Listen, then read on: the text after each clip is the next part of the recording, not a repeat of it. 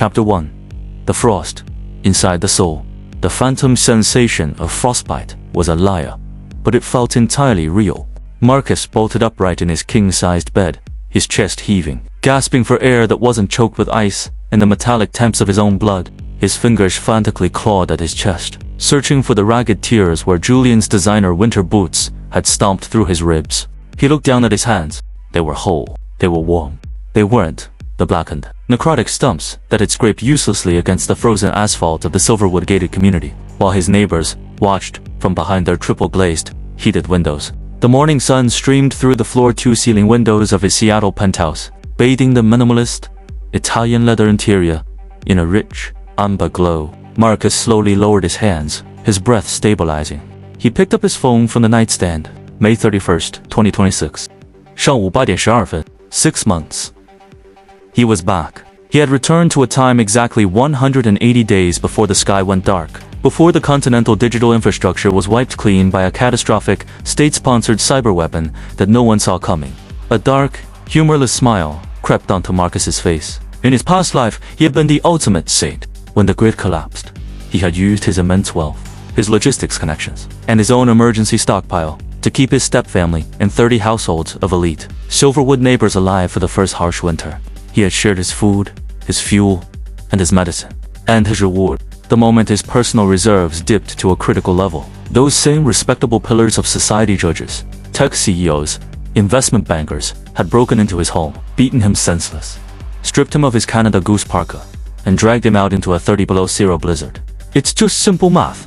Marcus, Julian, his stepbrother, had sneered, holding a crowbar while wearing Marcus's own tactical boots. You're dragging down our caloric runway. Thanks for the hash. Simple math, Marcus whispered, the words tasting like ash. The warmth in his eyes was entirely gone now, replaced by a freezing, calculated malice. The saint of Silverwood had frozen to death in that ditch. The man sitting in this bed was a ghost who'd already seen the end of civilization. And a ghost had no use for charity. The phone in his hand suddenly vibrated, the screen displaying a sleek contact card. Julian's stepbrother. Marcus's thumb hovered over the screen. In his past life, this call had been the start of a multi-million-dollar bailout. Julian had run his luxury car dealership into the ground and needed Marcus to quietly cover his debts to preserve the family's elite reputation. Marcus had done it gladly back then, eager to please his stepmother and be the dutiful provider. He pressed answer. He didn't say a word.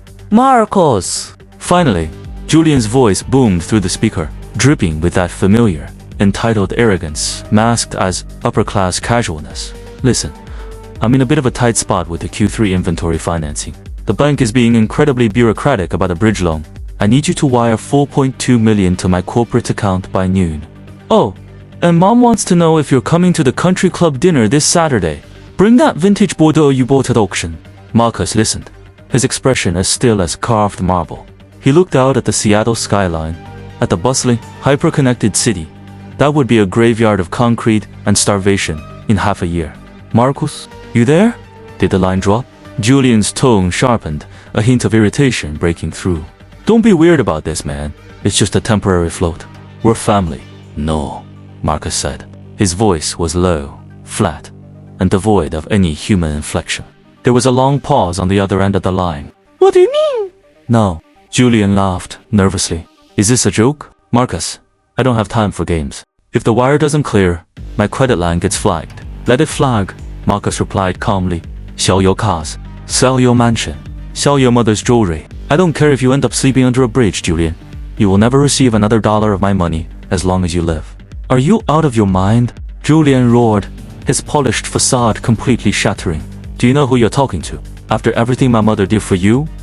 After your father died? You're an ungrateful little bastard. If you don't wire that money, Mom will write you out of the estate completely.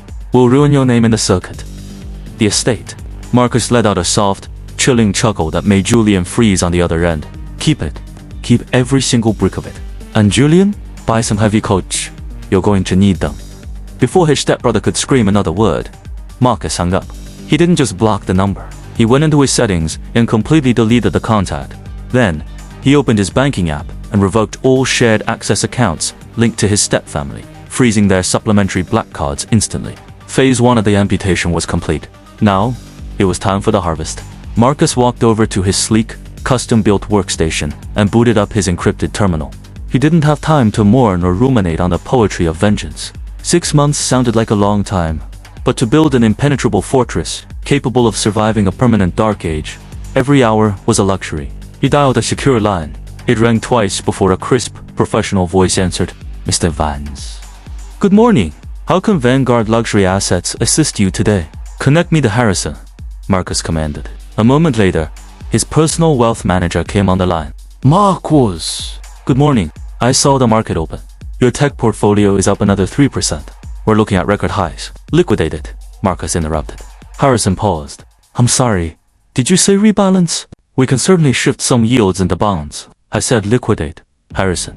All of it. Every stock, every option, every mutual fund, market orders. I want it all converted to cash by the end of the week." "Marcus, that is madness." Harrison's professional composure cracked. "You're talking about over $80 million in highly profitable tech equities. The capital gains tax alone will be catastrophic. Why would you?" "Furthermore," Marcus continued, his voice cutting through the broker's panic like a scalpel, "I want you to list the Silverwood estate, the Malibu beach house, and this Seattle penthouse for immediate sale. Price them 10% below market value for a cash buyer who can close within 15 days. No contingencies."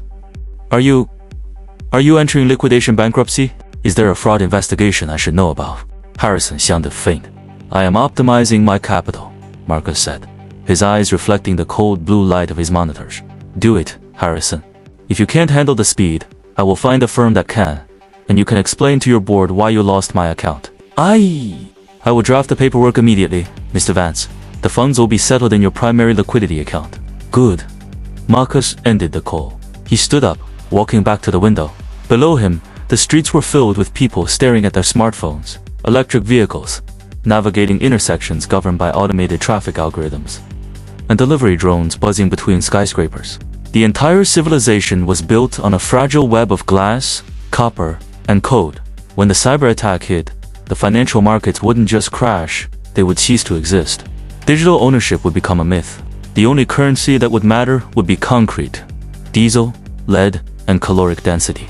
80 million in liquid equity, combined with another 40 million from his real estate fire sale, $120 million. In the old world, it made him a wealthy young elite. In the new world, it would buy him the status of an absolute, untouchable god.